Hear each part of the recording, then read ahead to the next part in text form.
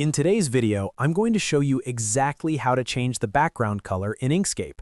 If you've ever opened a new document in Inkscape and noticed the default white background, you might have wondered how to customize it to something darker, lighter, or even a completely different color for your design workflow.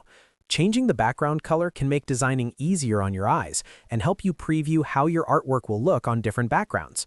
So in this step-by-step tutorial, I'll walk you through how to quickly change the background color inside Inkscape using the Document Properties panel. And if you find this tutorial helpful, make sure to hit the like button and subscribe to the channel for more simple and practical software tutorials just like this. Alright, let's jump right in and get started. First, open Inkscape on your computer and create a new document. You'll usually see a blank page in the center of the workspace with the surrounding canvas area around it. This white page is the default document background, and many users assume it can't be changed directly, but Inkscape actually gives you full control over it through the document property settings. To begin changing the background color, go to the top menu and open the Document Properties panel. Depending on your version of Inkscape, you can usually access this by pressing Shift plus Control plus D on your keyboard, or by opening the File menu and selecting Document Properties.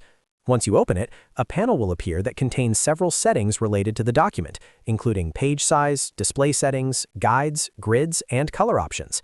Inside the Document Properties panel, look for the section that controls the page appearance. Here, you'll find an option called Background Color. This is the setting that controls the color of the page itself. Click on the Background Color option and a color picker window will appear. Inside this color picker, you can choose any color you want for the background. You'll see sliders and color fields that allow you to adjust the hue, saturation, and brightness. You can drag the sliders around to select the exact color you want. As you move the sliders, you'll notice the background of your document updating in real time, letting you preview exactly how your design will look on that color. For example, if you're designing for a dark theme, you might choose a darker gray or black background. If you're creating artwork that will appear on a colored website background, you can set the page color to match it. This helps you design more accurately because you're seeing your graphics against the actual background color they'll be used with. Once you find a color you like, simply close the background color picker window, and the change will be applied to your document.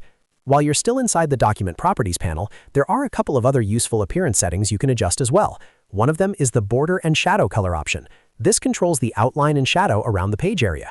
You can drag the color sliders here as well to customize how the page border appears in the workspace. Another setting you may notice is the Desk color. The desk color controls the color of the workspace area surrounding the page itself. If you prefer a darker interface to reduce eye strain, you can adjust the desk color to a darker shade. If you prefer a lighter workspace, you can change it to a lighter tone. Adjusting this can make the Inkscape workspace more comfortable to work in during long design sessions. After adjusting the background color, border and shadow color, and desk color to your preference, you can close the Document Properties panel. Your changes will remain applied to the current document, and you can immediately continue designing with the new background settings. And that's all there is to it. Changing the background color in Inkscape is quick and easy once you know where to find the Document Properties panel and the background color settings. This small customization can make a big difference in how you preview and design your graphics.